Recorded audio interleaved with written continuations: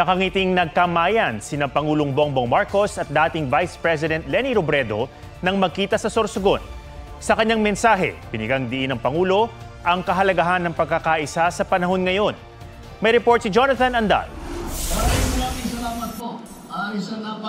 Bongbong Marcos, Leni Robredo, Cheese Escudero naglaban-laban sa pagka-vice presidente noong eleksyon 2016 kung saan si Robredo ang nagwagi. At sa presidential elections noong 2022, magkatunggali ulit sina Marcos at Robredo kung saan nanalo naman si Marcos. Kanina sa inaugurasyon ng Sorsogon Sports Center, muling nagtagpo ang landas ng tatlo. Sina Pangulong Marcos at dating Vice President Leni Robredo nagkamayan at nagngitian. Ang nag-imbita kay Robredo na salubungin ng Pangulo sa pagtitipon ang tubong Sorsogon na si Senate President Cheese Escudero. Para kay Escudero, naging maiksiman ng muling pagtatagpo ni Robredo at Marcos, symbolic naman ito. So kaming tatlo actually may kasaysayan. Symbolic yun dahil sa sports arena kami nagkasama-sama, an odd trio, di ba? Sa karera ng politika, alalahanin natin yung pagiging sportsman, yung pagtanggap ng maluwag kung sino ang magwawagi, mananalo ng medalya man o sa kasong ito sa halalan. Sumalubong din sa Pangulo si dating Senador Bam Aquino na naging campaign manager ni Robredo noong eleksyon 2022 at pamangkin ng pinatay na si dating Senador Ninoy Aquino na naging katunggali sa politika ng ama ng Pangulo. Tingin ko rito unang hakbang tungo sa paghilom ng kung ano mga sugat. Lalalahanin ninyo, anumang debate o pagkakaiba namin ng pananaw ay politikal, hindi personal. Ayon pa kay Escudero, magsasama dapat sina Marcos at Robredo sa entablado para panoorin ang isang dance performance. Pero kinailangan ng umalis ni Robredo para sa kanyang appointment sa Naga na 3 oras daw ang layo sa Sorsogon. In fact, inintay lamang talaga niya na dumating si Pangulong Marcos bago siya tuluyan tumulak pabalik ng Naga. Wala naman siyang eroplano o chopper, so kotse lang. Sa talumpati naman ni Pangulong Marcos, binigyan diin niya ang kahalagahan ng unity o pagkakaisa. Pagkakaisa ang hangad ko para sa isang mas mabisa at epektibong pamamahala. Maaring may pagkakaiba tayo sa paniniwala at sa opinyon, ngunit alam ko na tayo ay pinagbubuklod ng iisang hangarin na may angat ang antas ng pamumuhay ng bawat isang Pilipino.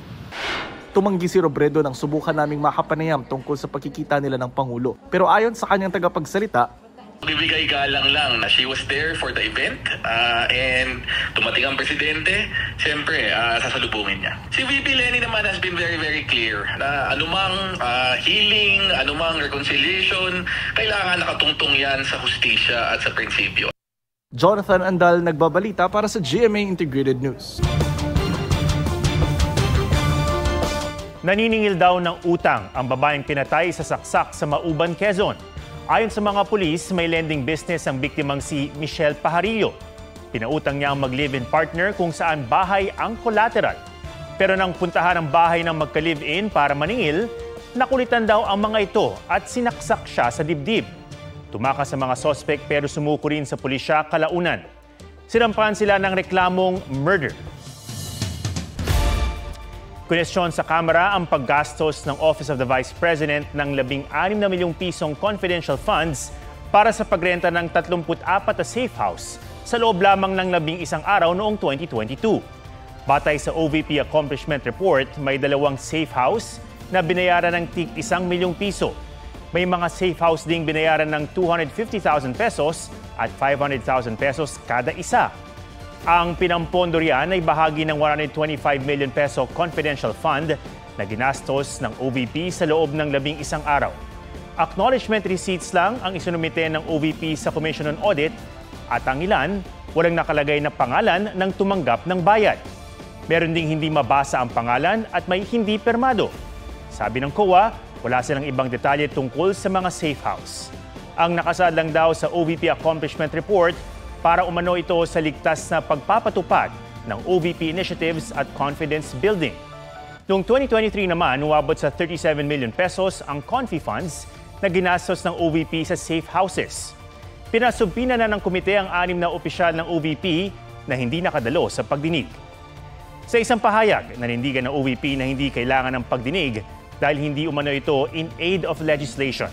Dahil dyan, hindi raw kailangang dumalo ng mga opisyal sa pagdinig. Isinumite na rin daw nila sa komite ang kanilang tugon. Posibleng maisama na sa PhilHealth coverage ang salamin sa mata bago matapos ang taon. May report si Von Aquino.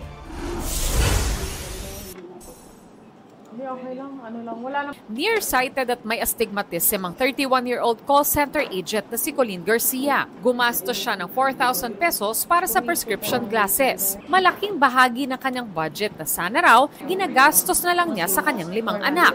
Ang katrabahong si Jason Umali nakakaramdam din daw ng palalabo ng mata. Wala ring budget kaya ang gamit na reading glasses hindi prescribed ng doktor. Ang prescription glasses gaya ng kailangan ni Colleen at Jason, pinag-aaralang isama na sa PhilHealth packages. We are studying right now on the inclusion of prescription glasses in response to request and clamor of our members and lawmakers. Hopefully, before the year ends po, ay may palabas natin ang polisiya na ito.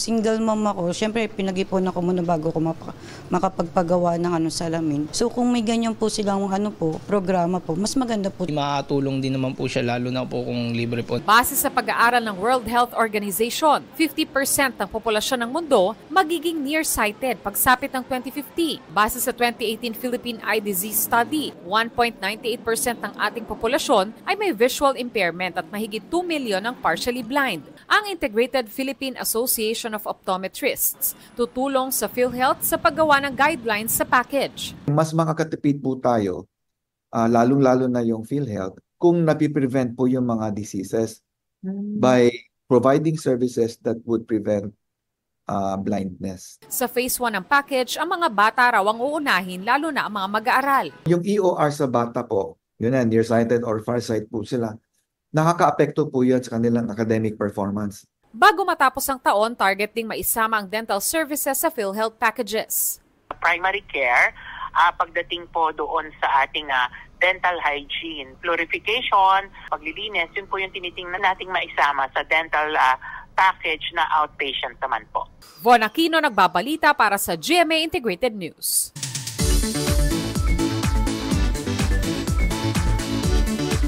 Kung may future vacation plans sa Malaysia, para sa inyo ang DIY itinerary na ito para sa mga first-time tourist doon.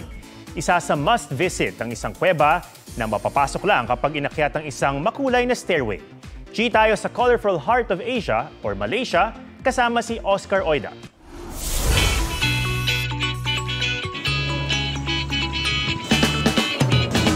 Pangarap na bakasyon sa Malaysia? Kulayan na yan sa makulay na stairway na ito. Challenging ang pag-akyat sa 272 colorful steps patungo sa Batu Cave. Kaya ang magbabarkadang sina Girlie, Lucy, Jessica at Rosella napasambit na it's a climb. Ito yung tubig. Worth it naman ang pagod sa ganda ng limestone formations. Agaw atensyon din ang architectural design ng templo sa dulo ng hagdan. Tanaw dito ang giant statue ni Lord Murugan o ang God of War ng mga Hindu. At dahil maraming unggoy na nakikihalubilo sa mga turista, be alert sa mga nangaagaw ng pagkain. Kung nasa Malaysia ka na, sulitin din ang ilang usual pasyalan gaya ng Kuala Lumpur Tower. Malula sa 360-degree view habang nasa glass box. Kung mga cultural experience ang hanap, pwedeng bisitahin ang Jadi Batik. Live na panoorin ang paggawa ng mga batik-inspired products. Para naman sa food trip, dayuhin ang Jalan Alor Night Market at tikman ang ilang Malaysian delicacies. Ayon kina Lucy, hitting 2 birds with 1 stone ang kanilang biyahe dahil nagmula pa ito sa Singapore at segue na sa Malaysia. Budget-friendly daw ang kanilang DIY travel at wala pang visa. Oscar Oida, nagbabalita para sa GMA Integrated News.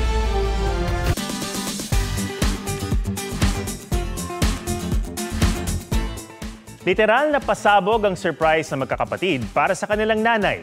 Ang birthday cake niya nagpaulan ng pera. Puso na yan sa report ni Ian Cruz.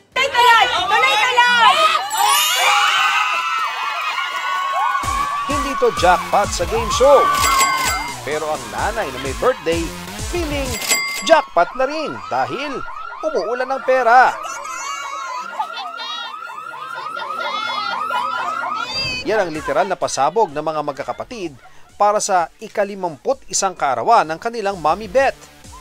Bet na bet ang surprise, maliban sa usong money cake kung saan hinuhugot ang pera. Nakikita rin nilang may mga money shower cake, kaya ito raw ang naisipang birthday bash. Pero hindi lang pala si Mommy ang na-surprise dahil pati silang nagpagawa. At mga bisita nagulantang sa galanting cake. First time pang araw itong gawin ng kanilang pinag-orderan. Kaya ang celebration, very happy na, more money pa. May happy ka, Mommy. Ay, wag nang baka bakin ni Re. Lalagyan ko uli ng pera sa... Ian Cruz nagbabalita para sa GMA Integrated News. Yan po ang State of the Nation para sa mas malaking misyon at para sa mas malawak na paglilingkod sa bayan. Ako si Ato Maraulio mula sa GMA Integrated News, ang News Authority ng Pilipino.